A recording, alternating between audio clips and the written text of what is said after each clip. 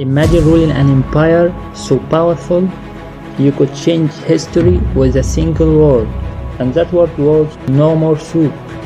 Yes, you heard it right. No more soup. He built mosques by day and ordered executions by night, worshipped as divine by some, feared as insane by others.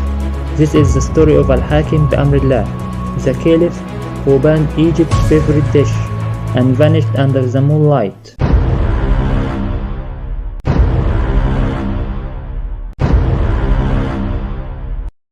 Have you ever heard of a ruler who banned soup? Not wine, not music, not parties, not even gambling, but soup. And not just any soup. It was Egypt's beloved green dish, malou soup, or as Egyptians call it, molokhia. Around the year 1000 AD, Cairo wasn't just a city. It was the jewel of Islamic world. And ruling over it was a man who could one day build mosques of light, the next ordered his guards to kill anyone eating green leaves. Ladies and gentlemen, meet Al-Hakim bi-Amr, the Fatimid Caliph, or as some called him, the Mad Caliph of Cairo. He became Caliph at just 11-year-old. Imagine being a kid and suddenly everyone in an empire has to do what you say. While most 11-year-olds are worried about losing their marbles, Al-Hakim was busy ordering executions born into the Fatimid dynasty, a Shia Islamic caliphate that ruled over Egypt, North Africa, and parts of the Middle East. Al-Hakim grew up surrounded by scholars, gold, and politics sharper than a sword. But there was something different about him. Historians describe him as intelligent, curious, and deeply religious, yet also unpredictable, and sometimes terrifyingly cruel. Like that one friend who's super nice until you touch their fries. Al-Hakim became Caliph at the age of 11. That's not a typo. Imagine an 11-year-old ruling an empire stretching from Tunisia to Syria, ruled over Egypt and North of Africa and part of the Middle East. But of course, kids can't run bound, so others did it for him. The real power at first was in the hands of the legend, a eunuch named Juan, a man known for his political skill and surprising loyalty. Under Juan, Egypt was stable.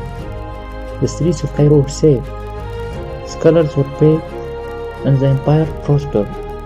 But Al-Hakim wasn't happy being a puppet. He grew up watching others command his armies and sign decrees in his name. So, at just 15, he decided he'd had enough.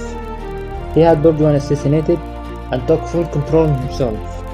That was the moment Egypt realized the boy ruler had teeth. Once in charge, Al-Hakim turned from quiet teenager into a man obsessed with control over everything: politics, religion, even people's daily habits. He had a loyal but brutal chief of police named Ibn Dawas, who became his right hand, the enforcer of his often bizarre commands.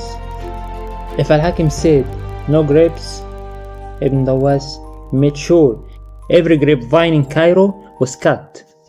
If he banned women from leaving their homes, Ibn Dawas made sure not a single slipper touched the street after sunset. Cairo lived in fear.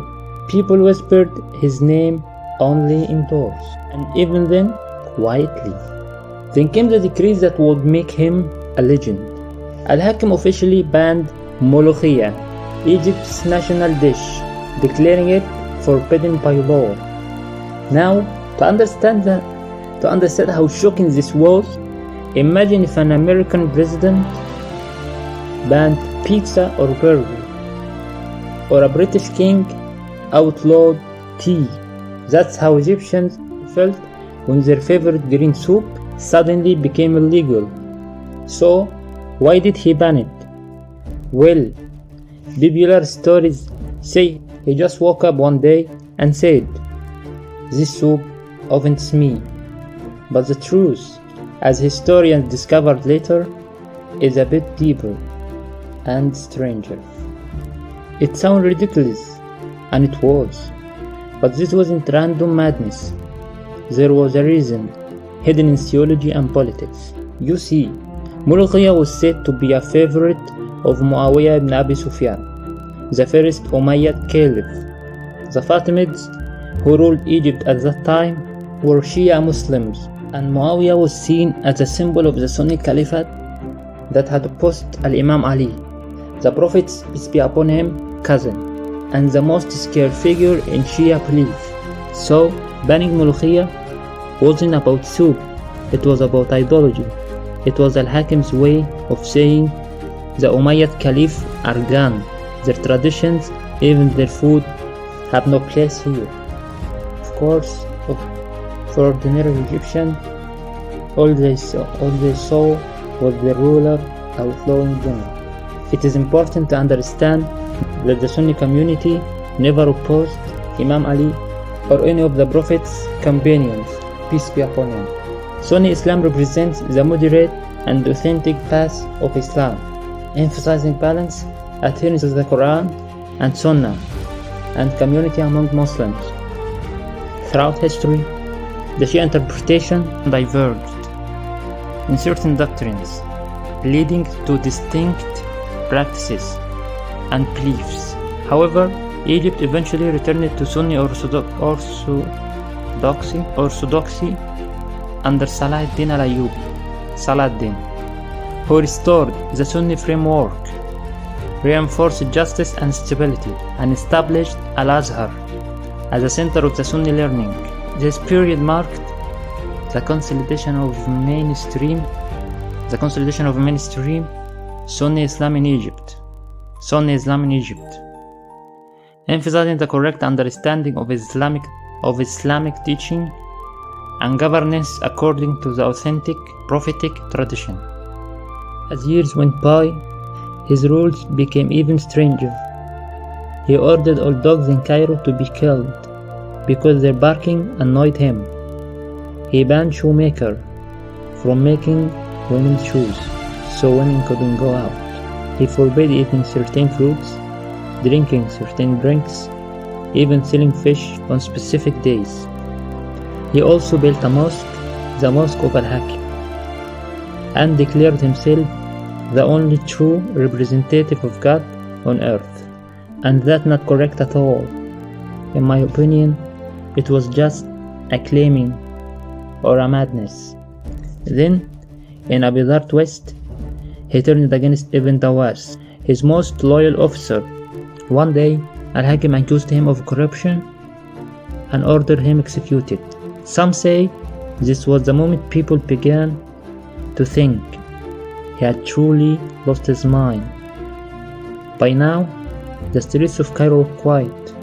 People were terrified, but also curious. Was he a madman or a man chosen by God? And then, just as suddenly as his madness began, he disappeared. One night in 1021, Al-Hakim rode out alone into the hills of Al-Muqattam, east of Cairo.